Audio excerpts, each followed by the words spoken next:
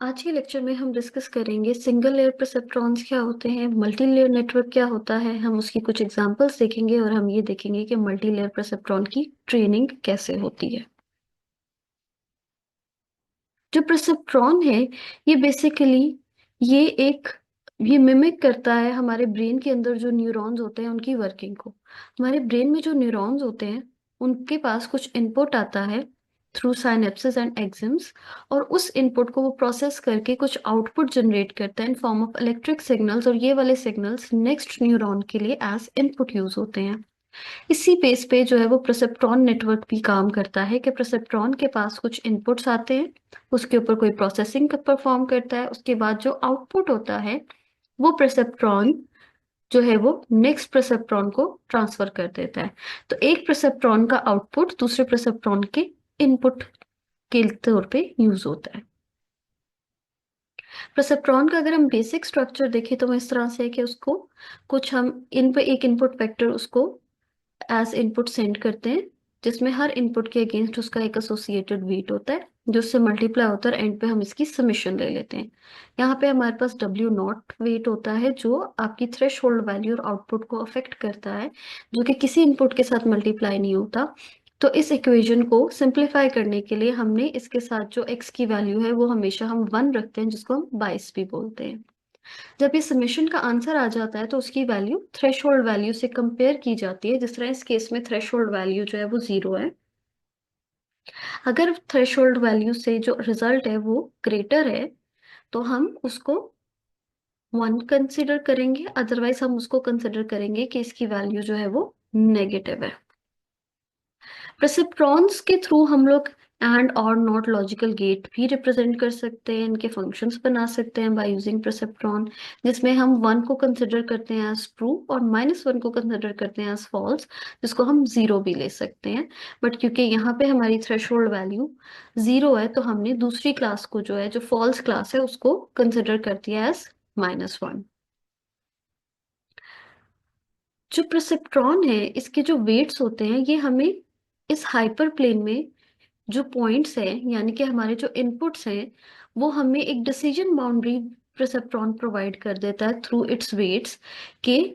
Decision boundary के एक तरफ हमारे जो सैंपल पॉइंट्स हैं वो पॉजिटिव सैंपल पॉइंट्स होते हैं और दूसरी तरफ जो है वो नेगेटिव सैंपल पॉइंट्स होते हैं।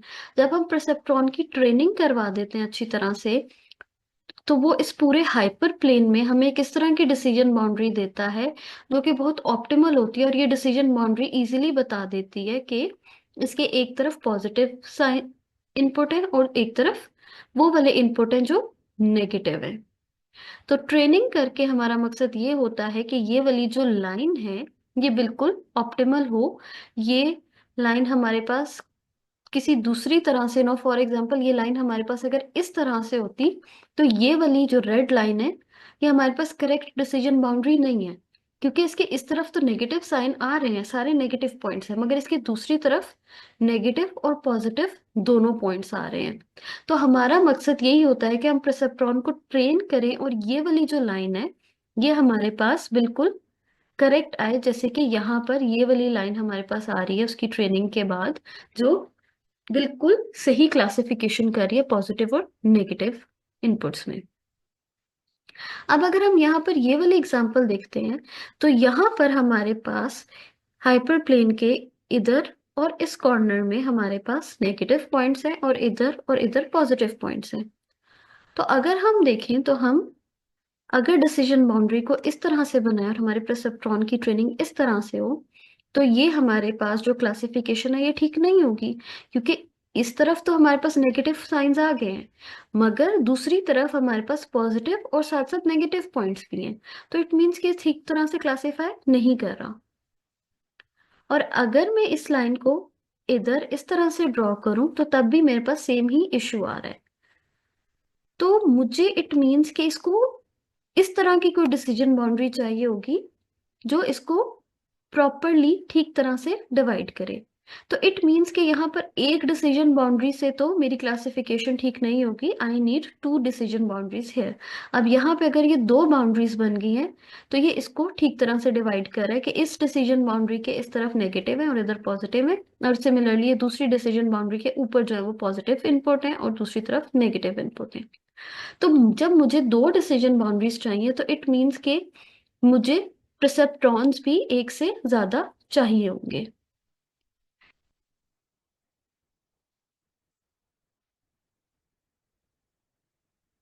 अब जब मैंने प्रिसेप्ट्रॉन ट्रेनिंग करवानी है तो ट्रेनिंग का मेरा मकसद यही है कि मेरे पास डिसीजन बाउंड्रीज जो ये आ रही हैं ये उसी तरह से आए जिससे मेरे पास ऑप्टिमल यानी कि करेक्ट रिजल्ट है। अगर मैं कहती हूँ कि मेरे पास दो क्लासेस हैं इनपुट की, एक 1 है और एक 2 है, अगर मेरे पास इनपुट जो है वो क्लास 1 का है तो मेरे पास आउटपुट भी 1 आना चाहिए, और अगर इनपुट क्लास 2 का है तो मेरे पास आउटपुट जो है वो -1 आना चाहिए। अगर तो मेरी डिसीजन बाउंड्री इस तरह की बन गई है, मेरे वेट्स जो है इस तरह के डिसाइड हो गए हैं जिनकी बेस पे मेरे पास अगर 1 आ रहा है तो उसका आउटपुट भी 1 है और 2 आ रहा है तो उसका आउटपुट -2 है, तो इट मीन्स कि मेरे पास जो वेट्स हैं वो बिल्कुल ठीक आ गए हैं। मुझे वेट्स को दोबारा दोबारा चेंज करने की जरूरत नहीं है। मगर अगर मेरे पास जो वेट्स हैं वो ठीक नहीं आए, उसको अगर मैं क्लास 1 का इनपुट देती हूँ और वो मुझे आउटपुट दे देता है -1, जो कि उसने मुझे नहीं देना, उसको मुझे 1 देना चाहिए, तो इट मीन्स कि मेरे जो ये वेट सेलेक्ट हुए हैं वो ठीक नहीं है। यानी कि यहाँ पे जो डिसीजन बाउंड्री है वो ठीक नहीं बनी, उसकी डायरेक्शन डिफरेंट है। तो इट मीन्स कि मेरा प्रिसेप्ट्रॉन ट्रेन नहीं हुआ, मुझे उसकी ट्रेनिंग दोबारा से करनी पड़ेगी, और दोबारा से कैसे होगी कि मैं वेट्स की वैल्यूज अपडेट करती रहूंगी। इनिशियली मैं कोई रैंडम वेट सेलेक्ट कर लूंगी और उसके बाद उन रैंडम वेट्स की वैल्यू अपडेट कर करके मैं इस तरह की वैल्यू लेकर आऊंगी कि जो मेरे पास इस तरह की ठीक डिसीजन बाउंड्री जो है वो जनरेट करे, ताकि मेरे इनपुट पॉइंट्स इक्वली और ठीक तरह से डिवाइड हो। अब हमारे पास जो सिंगल लेयर परसेप्ट्रॉन्स होते हैं, ये इस तरह के परसेप्ट्रॉन है कि जिसमें आपके इस तरह का एक नेटवर्क है जिसमें आपके पास सिर्फ और सिर्फ एक लेवल पे परसेप्ट्रॉन्स अवेलेबल होते हैं। जिस तरह अगर हम ये वाले फिगर देखें तो यहाँ पे ये U1 और U2 ये हमारे पास इनपुट हैं, और आगे ये दोनों इनपुट्स जो है वो 3 परसेप्ट्रॉन्स पे जा रहे हैं, मगर ये 3 परसेप्ट्रॉन्स जो है सिंगल लेयर में प्रेजेंट है, इनकी लेयर एक है। तो समटाइम्स हमें एक से ज्यादा परसेप्ट्रॉन्स भी चाहिए होते हैं कुछ डिसीजन बाउंड्रीज बनाने के लिए। जैसे अगर हम यहाँ पर देखें तो यहाँ पर हमारे पास 3 क्लासेस हैं। पहले जो हमने एग्जाम्पल डिस्कस किए हैं उसमें हमारे पास 2 क्लासेस थी, पॉजिटिव और नेगेटिव, मगर हर केस में हमारे पास सिर्फ ट्रू फॉल्स या येस नो ऑप्शंस नहीं होती, हमारे पास उससे ज्यादा ऑप्शंस होती हैं, जैसे कि अग्री, डिसएग्री, स्ट्रांगली डिसएग्री। तो कंप्यूटर ने अगर इस चीज में डिसीजन लेना है तो इट मीन्स उसके पास मल्टीपल क्लासेस हैं।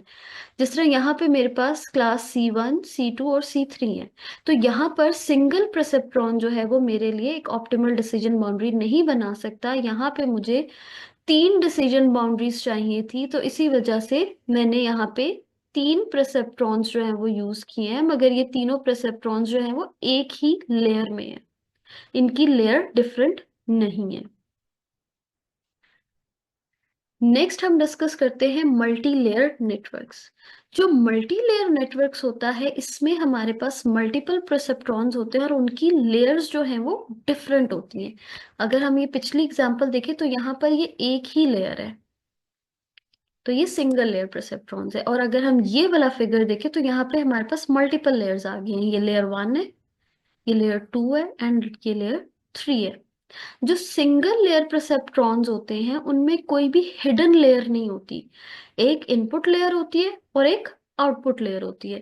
जैसे कि ये प्रीवियस फिगर पे ये इनपुट लेयर है और ये आउटपुट लेयर है, इसके बीच में कोई हिडन लेयर लाई नहीं करती। मगर मल्टी लेयर परसेप्ट्रॉन्स में आपकी इनपुट लेयर और आउटपुट लेयर के बीच में मल्टीपल हिडन लेयर्स जो है वो एग्जिस्ट करती हैं, या एटलीस्ट 1 हिडन लेयर एग्जिस्ट करती है, तभी हम उसे मल्टी लेयर नेटवर्क कहते हैं। तो ये हमारे पास मल्टी लेयर नेटवर्क का एक सिंपल सा फिगर है जिसमें इनपुट लेयर है, जिसमें 3 परसेप्ट्रॉन्स हैं, 3 इनपुट्स आ रहे हैं हमारे पास, उसके बाद ये तीनों inputs hidden perceptrons, hidden layer के परसेप्ट्रॉन्स के पास जा रहे हैं और वो फिर आउटपुट लेयर के पास आ रहे हैं। ये एक थोड़ा और विजुअल रिप्रेजेंटेशन दी हुई है एक एक्सपेंडेड मल्टीलेयर न्यूरल नेटवर्क की, जिसमें आपके पास एक इनपुट वेक्टर है और उसके बाद हमारे पास मल्टीपल यहाँ पे हिडन लेयर्स हैं। अब ये जो हिडन लेयर्स हैं, इनमें हमारे पास एक से ज्यादा परसेप्ट्रॉन्स हो सकते हैं और इनकी कोई लिमिट नहीं है। आप इस एक लेयर में जितने मर्जी परसेप्ट्रॉन्स ऐड कर सकते हैं और इसी तरह आप जितनी मर्जी हिडन लेयर्स भी ऐड कर सकते हैं। ये आपकी प्रॉब्लम और प्रॉब्लम की कॉम्प्लेक्सिटी पे डिपेंड करता है। अब जो एग्जांपल हमने पहले डिस्कस की थी, जिसमें हमने कहा था कि हमें यहाँ पे दो डिसीजन बाउंड्रीज चाहिए, तो ये जो एग्जाम्पल है, हम अगर देखें हमारे पास एक्स और जो लॉजिकल फंक्शन है, इसमें क्या होता है कि जब आपके पास वैल्यूज एक्स और वाई दोनों सेम होती हैं तो आउटपुट आपके पास 0 आता है, और अगर दोनों डिफरेंट हो तो आउटपुट आपके पास 1 आता है। तो इस तरह के सिनेरियो में आपको दो डिसीजन बाउंड्रीज चाहिए, क्योंकि आपके नेगेटिव आउटपुट इधर भी है और इधर भी है और बीच में पॉजिटिव आउटपुट है। तो ये वाली प्रॉब्लम हम लोग सिंगल परसेप्ट्रॉन्स या सिंगल लेयर परसेप्ट्रॉन के थ्रू सॉल्व नहीं कर सकते। यहाँ पे हमें चाहिए होंगे मल्टी लेयर परसेप्ट्रॉन्स। अगर हम एक्स और गेट को देखें तो एक्स और गेट जो है हमारे पास ये और गेट, एंड गेट और नॉट गेट को कंबाइन करके बनाया जाता है। कि अगर हम और गेट को का आउटपुट लें और एंड गेट का अगर नॉट ले लें, यानी कि उसको नॉट कर दें और देन उन दोनों के रिजल्ट को एंड करें, तो देन हमारे पास और के आउटपुट्स आते हैं। हम इस प्रॉब्लम को इस फिगर के थ्रू समझते हैं। जैसे कि हमारे पास अब ये देखा जाए तो ये मल्टी लेयर न्यूरल नेटवर्क है। ये हमारे पास इनपुट लेयर है जहां पे हमारे पास इनपुट 0 1 कुछ भी आ सकता है। ये हमारे पास हिडन लेयर है। हिडन लेयर में जो एक परसेप्ट्रॉन है वो हमारे पास और गेट है। जिस तरह हम ऑलरेडी सेपरेट परसेप्ट्रॉन्स डिस्कस कर चुके हैं जो हर गेट को सेपरेटली रिप्रेजेंट कर रहा है, और दूसरा परसेप्ट्रॉन जो है ये नॉट ऑफ एंड गेट है। और देन आउटपुट लेयर से में आपके पास जो है ये एक परसेप्ट्रॉन जो एंड गेट का परसेप्ट्रॉन है वो इन दोनों के आउटपुट पे अप्लाई हो रहा है। जिस तरह हमने पहले डिस्कस किया था कि एक परसेप्ट्रॉन का आउटपुट दूसरे परसेप्ट्रॉन का इनपुट हो सकता है। तो यहाँ पर अगर हम इन तीन गेट्स को, इन तीन फंक्शंस को कंबाइन करेंगे तो फिर हमारे पास जो है वो एक एक्स और गेट का फंक्शन बनेगा बाय यूजिंग परसेप्ट्रॉन।